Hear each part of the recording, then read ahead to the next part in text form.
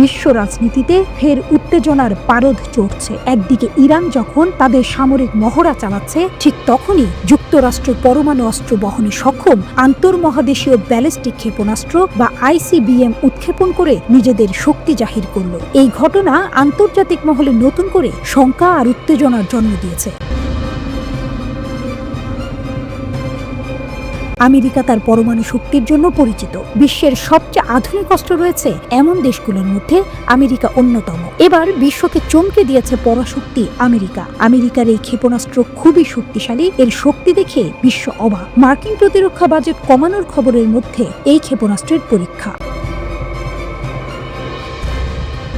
অপ্রত্যাশিত পদক্ষেপ। যুক্তরাষ্ট্রের এই ক্ষেপণাস্ত্র পরীক্ষা এমন এক সময় ঘটল যখন ইরান তাদের সামরিক মহড়া চালাচ্ছে। এই পরিস্থিতিতে যুক্তরাষ্ট্রের এই পদক্ষেপকে ইরানের প্রতি একটা কড়া বার্তা হিসেবে দেখা হচ্ছে। আন্তর্জাতিক সম্পর্ক বিশ্লেষকদের মতে যুক্তরাষ্ট্র ইরানকে বোঝাতে চাইছে যে তারা কোনো পরিস্থিতিতেই পিছিয়ে নেই।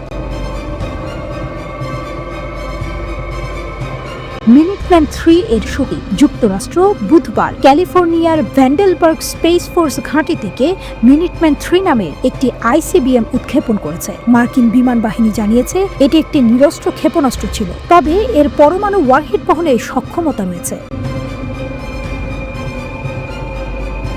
মিনিটম্যান 3 এর পাল্লা 14,000 কিলোমিটার এবং এটি ঘন্টায় 24,000 কিলোমিটার গতিতে ছুটতে পারে। এই ক্ষেপণাস্ত্রটি যুক্তরাষ্ট্রের পারমাণবিক প্রতিরোধক কৌশলের একটি গুরুত্বপূর্ণ অংশ।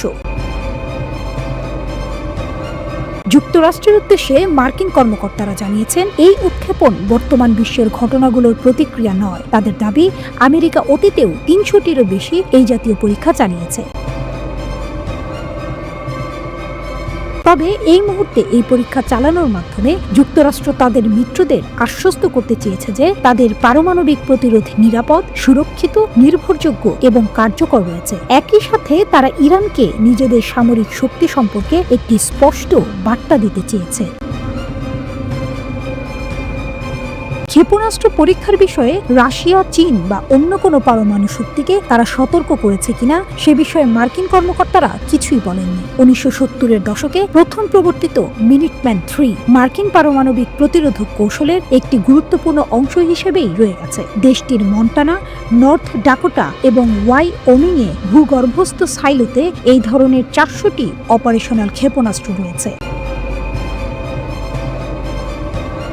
শঙ্কা আর উত্তেজনা। যুক্তরাষ্ট্রের এই ক্ষেপণাস্ত্র পরীক্ষা এমন এক সময় ঘটল যখন ইরান এবং যুক্তরাষ্ট্রের মধ্যে সম্পর্ক এমনিতেই উত্তেজনাকর। এই পরিস্থিতিতে এই পরীক্ষা আন্তর্জাতিক পরিস্থিতিকে আরও জটিল করে তুলতে পারে বলে আশঙ্কা করা হচ্ছে।